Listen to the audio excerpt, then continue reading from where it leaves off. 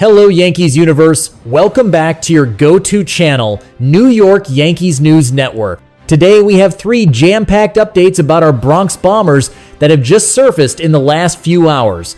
So if you are a true Yankees fan, you don't want to miss these updates. And yes, before we start the video, a quick request: if you are new to the channel, thanks for watching. Then don't forget to like and subscribe so that you can stay in the loop with all the latest happenings in the pinstripe world. Now let's dive into our first big story of the day. Update 1. Yankees closer conundrum. Is a shocking Devin Williams reunion actually on the cards? Alright, let's get right into it, folks. The dust has barely settled on a season that was, to put it mildly, a roller coaster for Devin Williams, and the big question is already hanging in the air. Could we see him back in pinstripes next year? In a move that might surprise some, Williams himself has said he's open to a reunion with the Yankees. After the Yankees were knocked out of the American League Division Series by the Blue Jays, Williams stated, "I'm definitely open to that." He was quick to add, "It takes 2 parties for that. I would definitely be open to that." Now, before we get our hopes up, let's break down why this is still a bit of a long shot. The Yankees front office has historically been shy about shelling out big money for free agent relievers, and a reunion would certainly be surprising for that reason. And make no mistake, despite a turbulent season, Williams is still in line for a nice payday. This past year was a wild ride for the 2-time National League Reliever of the Year.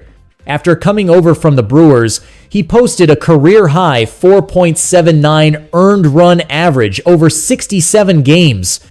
The season also saw him removed from the closer role not once, but twice, which is a tough pill to swallow for a guy of his caliber. On top of the on-field pressures, it was a year of huge personal change.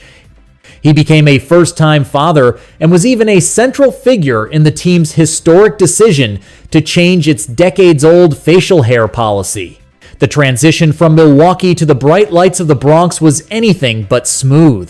Early season struggles, which have been a bit of a pattern in his 7-year career, had him hearing boos from the home crowd for the first time. He had to navigate a much larger press corps, something he repeatedly pointed out was a major difference from his time in a smaller market. As he put it, he went from the smallest market in the league to the biggest market in the league. It was a massive adjustment from his daily commute, swapping a 10-minute drive in Milwaukee for a train ride to the stadium in New York, to simply handling the sheer number of people wanting to talk to him after every game.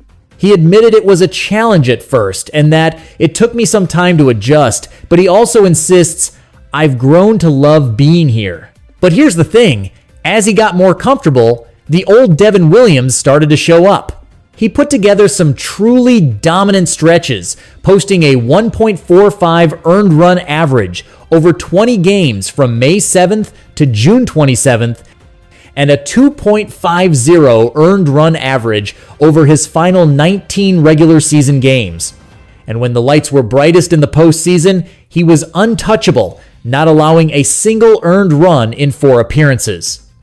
Manager Aaron Boone praised his resilience, noting that Williams' talent never vanished, saying he's been one of the best relievers in the sport for several years, and everything kind of suggested, stuff-wise, he was the same guy.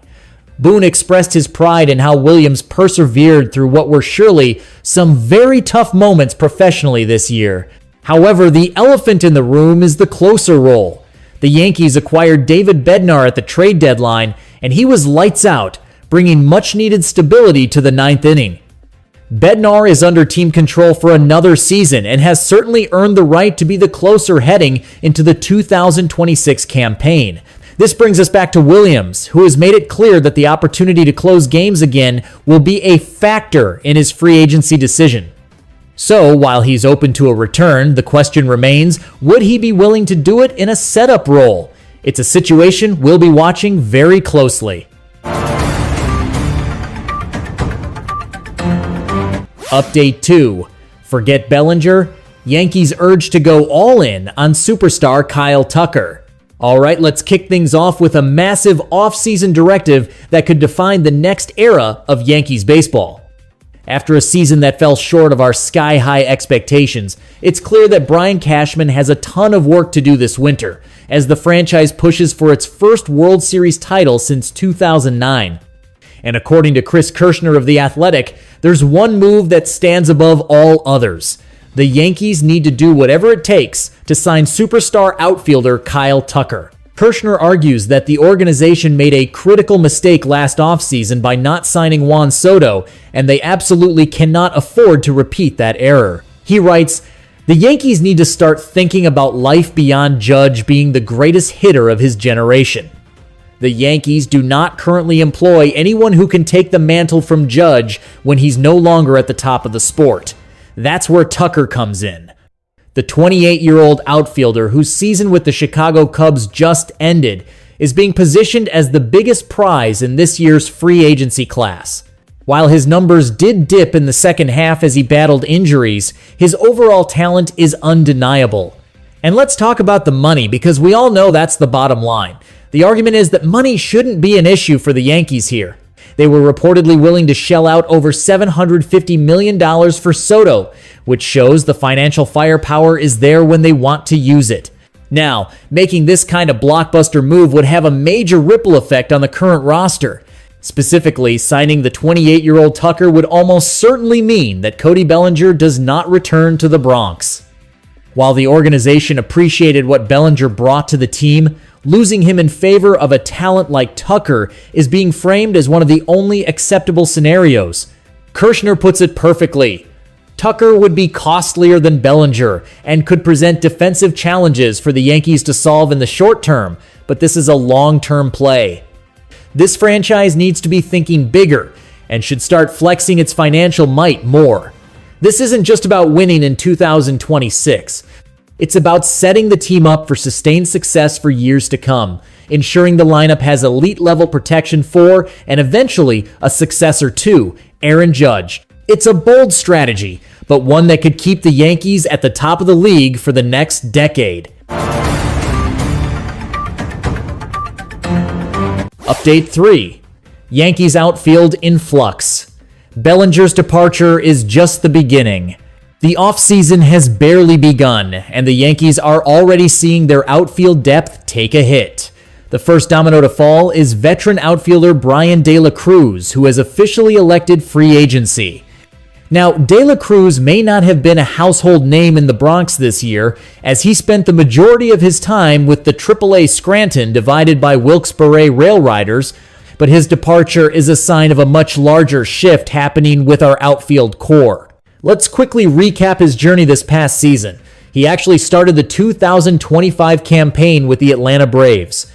In 16 games at the big league level there, he slashed just .191 divided by .240 divided by .213 with no home runs. Atlanta then waived him, and the Yankees claimed him back on May 1st. He went on to have a very solid season for the Rail Riders, batting .271 divided by .340 divided by .456 with 15 home runs, 48 runs batted in, and 8 stolen bases over 91 games. But with a stacked Major League outfield featuring Aaron Judge, Cody Bellinger, and Trent Grisham, De La Cruz never got the chance to crack the big league roster in pinstripes.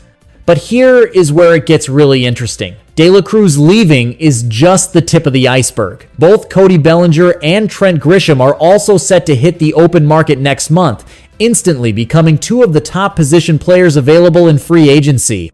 This leaves New York with several major vacancies to fill in the outfield. So, what's the game plan?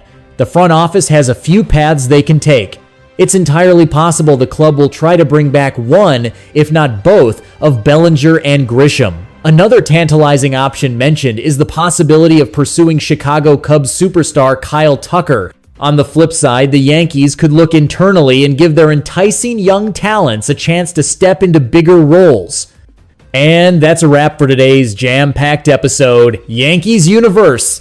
We've covered some massive stories just breaking in the last few hours. We started with the huge report urging the Yankees to break the bank for superstar Kyle Tucker and avoid repeating past mistakes. Then we dove into the complicated situation with Devin Williams and a potential reunion in the bullpen.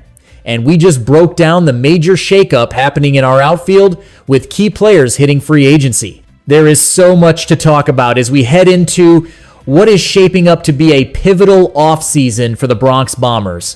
What are your thoughts on all of this? Should the Yankees go all in for Tucker, even if it means losing Bellinger? Is Williams worth bringing back, even in a setup role? And who do you want to see roaming the outfield grass in the Bronx next season? Drop all your thoughts and predictions in the comments section below. We love hearing from you. As always, if you enjoyed the updates and want to stay on top of all the latest news, make sure to hit that like button and, most importantly, subscribe to the New York Yankees News Network so you never miss a thing. Thanks for tuning in, and we'll see you in the next video.